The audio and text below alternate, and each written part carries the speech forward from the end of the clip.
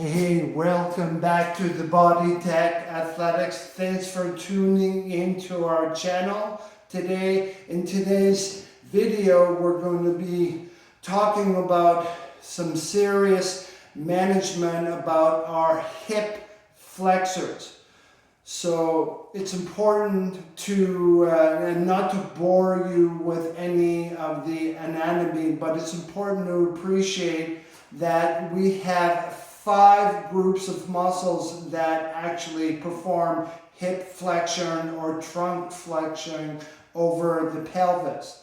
So for example here, the hip flexors below the belt are the TFL, the rectus femoris, your adductors, and your sartorius, the ones down there. So that could be a problem, maybe if it's short and tight, or the hip flexors from above the belt, the iliacus and psoas, could be potentially tight or weak.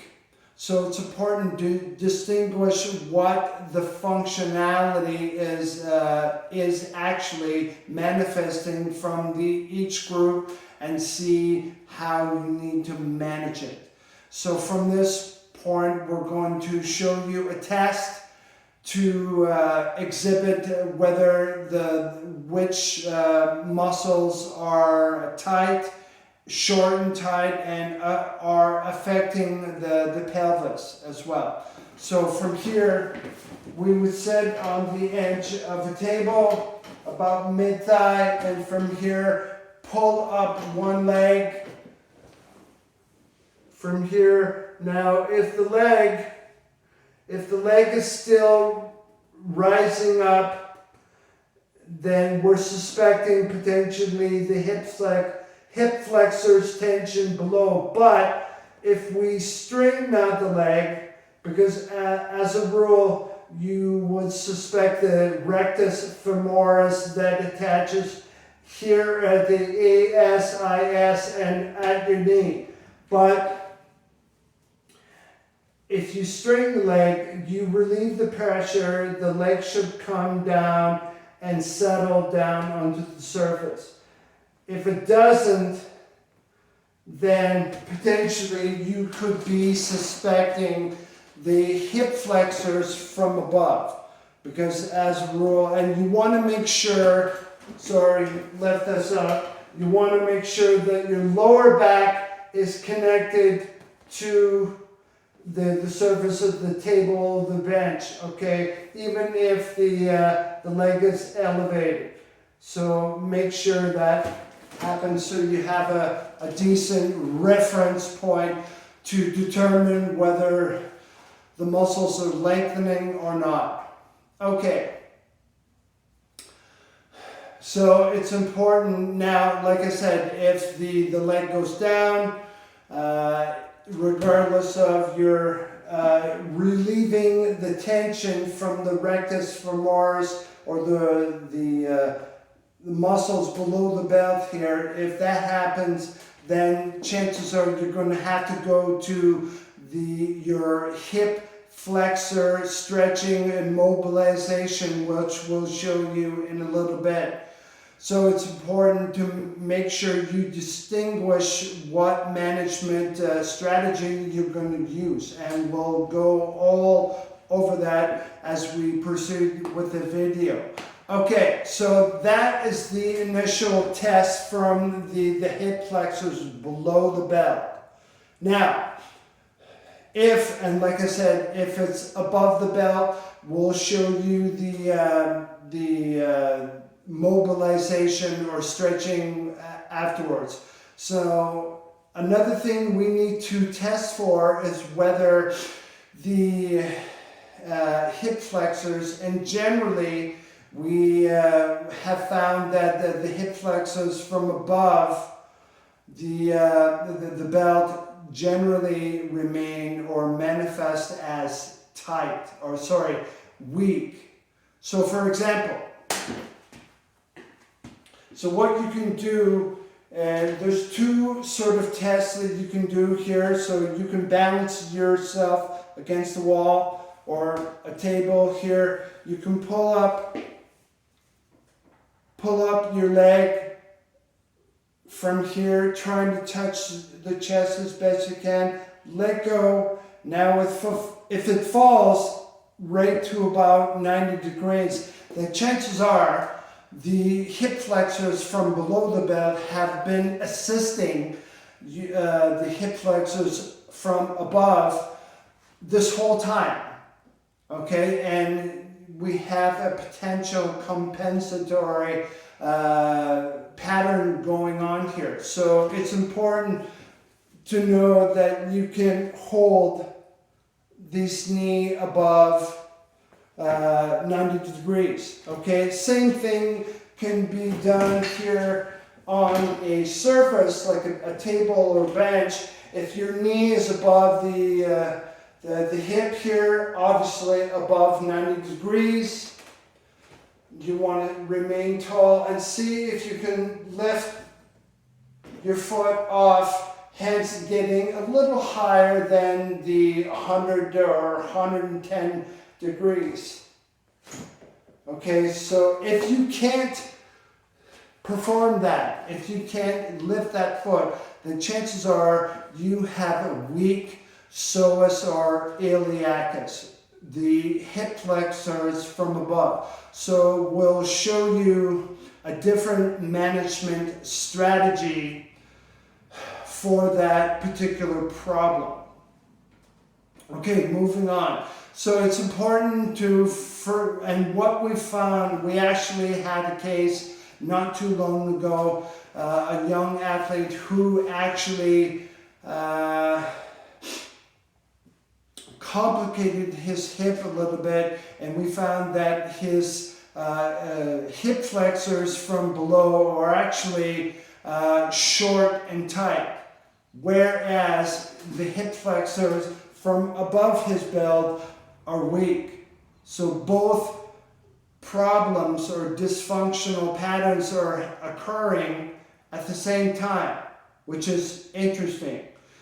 So what we need to do is divvy up different strategies for the different problems. So we're going to stretch the lower end of the hip flexors and then activate the hip flexors above the belt. Okay, so management, here we go. I'm just going to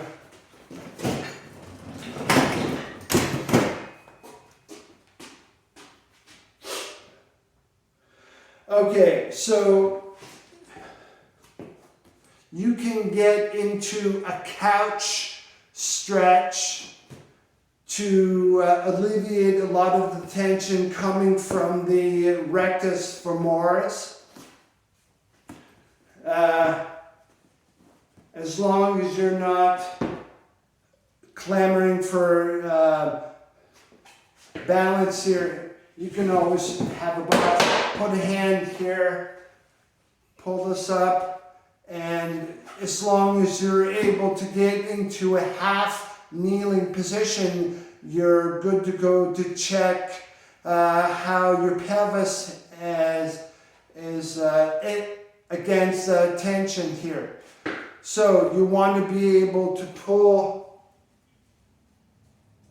have your knee down, pull up your back heel towards the buttocks and remain tall. Now from here, what we do is you kick into your hand for 5 seconds at about 20-25% effort. And then afterwards, that slack is then given to you about 20 seconds after that contraction. And then you look to pull. So I'm pulling the foot closer to my glutes or butt. Okay, and we proceed like this until you feel a release of the tension and your quads below. Okay? So that, for the most part, can be used for the tension of the hip flexors below the belt. Now, now it doesn't really matter how you get into this particular shape. So we can do a duck under and rotate here this way.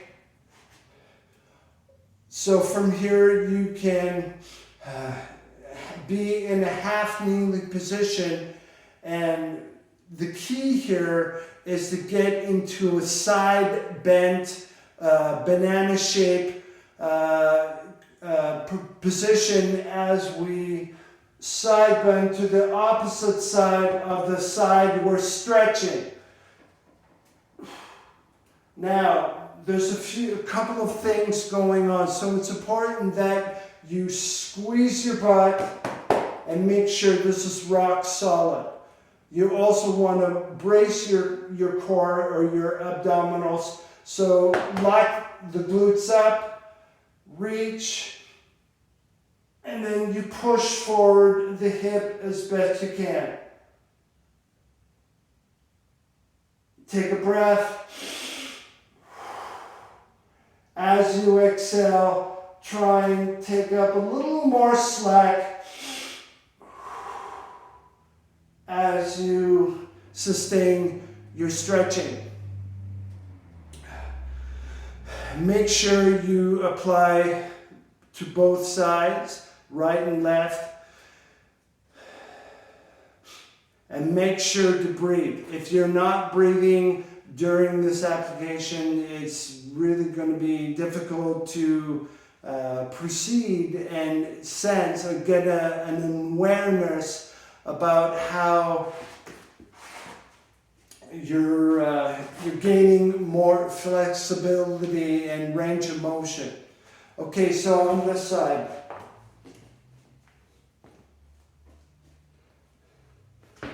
Sorry. Wrong stretch. Okay, so we're going to squeeze up this glute, right? Pushing the hip forward like so. And we're reaching over. Now you can reach this way.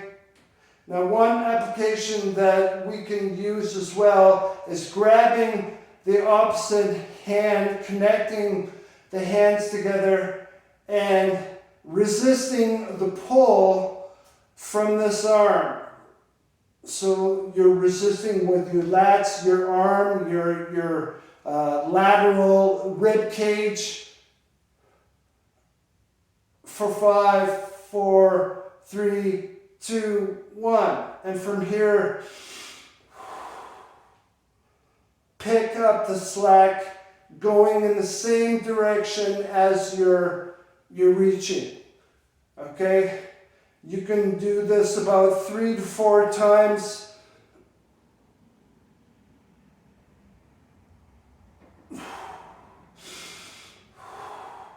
And as you can see, I'm able to get into my banana position or side bend position a little easier. And that will directly affect your ability to bend your psoas, inserting on the lumbar spine and the iliacus right off of your pelvis here. So, definitely good if you've been doing sprinting repeats or races or any sort of interval training with high concentration of hill climbing. If you're doing that, definitely recommend giving these a go to make sure that you're lengthening back out enough for your next training session. Okay, thanks very much for checking into our channel, and we'll see you next time. Take care.